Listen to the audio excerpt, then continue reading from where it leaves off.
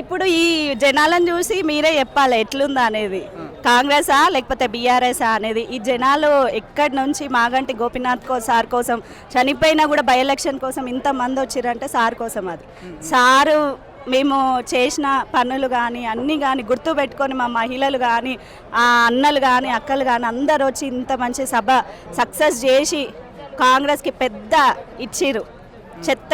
చెత్త మంచిగా ఇచ్చినాం అందరం లేడీస్కి. అవతల ఉన్నది కాంగ్రెస్ రూలింగ్ గవర్నమెంట్.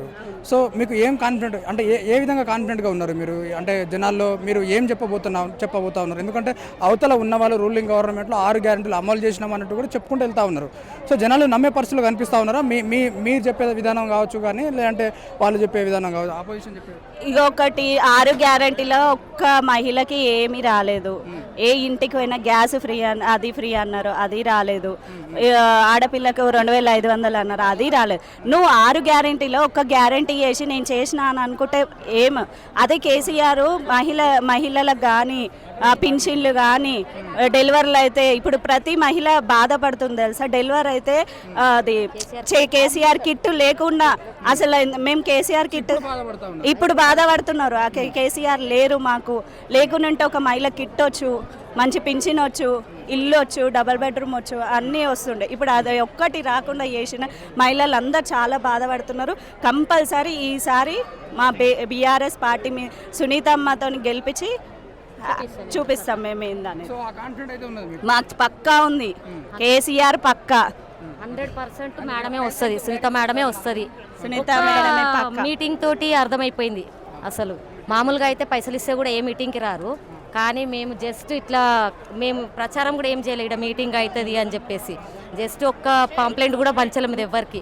స్టేటస్ పెట్టుకున్నాం, ఖాళీ చుట్టుపక్కల మొత్తం చూసి ఇక్కడ డబ్బులు ఇచ్చి మహిళలను తీసుకొచ్చి ఒక్కోళ్ళనని అడగండి. డబ్బులు అనే మాటనే లేదు. కార్యకర్తలము మేము మనస్ఫూర్తిగా వస్తామని వచ్చిన అక్కలు తమ్ముళ్ళే తప్పించి ఇక్కడ వేరే ఒక్క పర్సన్ లేదు. ఎవరో వేరే కాంగ్రెస్ వాళ్ళు ఇప్పుడు మాకు అన్నారంట, డబ్బులు ఇచ్చి తీసుకొని వచ్చారు 100 మంది 1000 మంది కాదు, ఇంకా మేము కూడా తెస్తాం పైసలు ఇచ్చాను.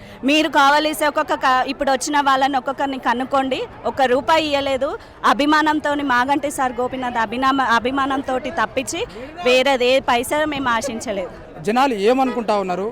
సో 6 గ్యారెంటీల విషయంలో రూలింగ్ పార్టీకి గవర్నమెంట్, ఇప్పుడు ఏదైతే కాంగ్రెస్ రూలింగ్ గవర్నమెంట్ ఉందో, సో ఆ పార్టీకి జనాలు మొగ్గు చూపే అవకాశాలు కనిపిస్తూ ఉన్నదా? మీరు డైరెక్ట్ ఇంటరాక్ట్ అవుతా ఉన్నారు జనాలతోటి. సో జనాలు ఏమని చెప్తా ఉన్నారు? జనాలు ఏమని చెప్తా ఉన్నారంటే కాంగ్రెస్ ఇవ్వాల్సిన హామీలు ఏవైతున్నాయో అవి ఏవీ నెరవేరలేదు ఇంతవరకు. ఏ పబ్లిక్కి కూడా ఏమీ అందలేదు. కాబట్టి కాంగ్రెస్ గురించి అందరికీ వ్యతిరేకత ఉంది. ఇప్పుడు బీఆర్ఎస్ పార్టీ నుంచి మాగంటి గోపీనాథ్ గారి సతీమణి మాగంటి సునీతమ్మ గారు పోటీలో ఉన్నారు. ఈ బైపో ఎలక్షన్స్ వల్ల ఆమె పోటీలో ఉన్నారు. ఆమెని ఘన విజయంతో గెలిపిస్తామని జూబ్లీహిల్స్ కాన్స్టిట్యున్సీ ప్రజలందరూ ఒకే కంఠంతో అంటున్నారు. అలాగే ఈరోజు ఈ మీటింగ్లో బూత్ స్థాయి మీటింగ్ అని వచ్చాం మేము, కానీ ఇది కాన్స్టిట్యున్సీ స్థాయి కాదు, జిల్లా స్థాయి మీటింగ్ లాగా జరిగింది. పార్టీ వర్కింగ్ ప్రెసిడెంట్ కేటీఆర్ గారు, మాజీ మంత్రివర్యులు హరీష్ రావు గారు, తలసాని శ్రీనివాసరావు గారు, మన జూబ్లీహిల్స్ విష్ణువర్ధన్ రెడ్డి గారు ఈరోజు చాలా క్లారిటీ ఇచ్చారు జూబ్లీహిల్స్ ప్రజలకి. ఏంటంటే కాంగ్రెస్ ఇవ్వాల్సిన హామీలు ఏంటి, ఎందుకు ఇవ్వలేదు, కేసీఆర్ గారు ఇవ్వాల్సిన కిట్లు కానీ కళ్యాణ లక్ష్మి కానీ వీళ్ళు ఇస్తామని చెప్పి ఇంకా తులం బంగారం ఆశ పెట్టి ఇవన్నీ ఇవ్వకుండా వాళ్ళు ఇప్పటికీ ప్రతి ఒక్క ఇంటికి, ప్రతి ఒక్క మహిళకి, ప్రతి ఒక్క పెద్దలకి ఇంత బాకీ ఉన్నట్టు మాకు క్లారిటీగా ఈరోజు ఎక్స్ప్లెయిన్ చేయడం జరిగింది కేటీఆర్ గారు, హరీష్ రావు గారు. ఈ బాకీ ప్రతి ఒక్కరు ఇంటింటికి వెళ్ళి చూపించి కాంగ్రెస్ ఏమేమి చేస్తుంది, ఏమేమి చేయట్లేదు, ఎందుకు చేయట్లేదు, దీనివల్ల ప్రజలు ఎంత నష్టపోతున్నారు, ఈ విషయాలన్నీ కూడా ప్రజలకు అవగాహన కలిగేలాగా చాలా బాగా ఎక్స్ప్లెయిన్ చేశారు ఇవాళ కేటీఆర్ గారు, హరీష్ రావు గారు. అందుకని మేము కూడా మాగంటి సునీతమ్మ గారికి సపోర్ట్ చేస్తూ ఈ పోటీలో భారీ మెజారిటీతో ఈ సమావేశంతో సునీతమ్మ గారే గెలుస్తుందని నిర్ణయం అయిపోయింది. ఇక్కడ ఇప్పుడు మెజారిటీ ఎంత అనేది మాత్రమే వేచి చూడాలి మనం. దీనికోసమనే పబ్లిక్ అందరూ కూడా చాలా ఆసక్తిగా వచ్చారు.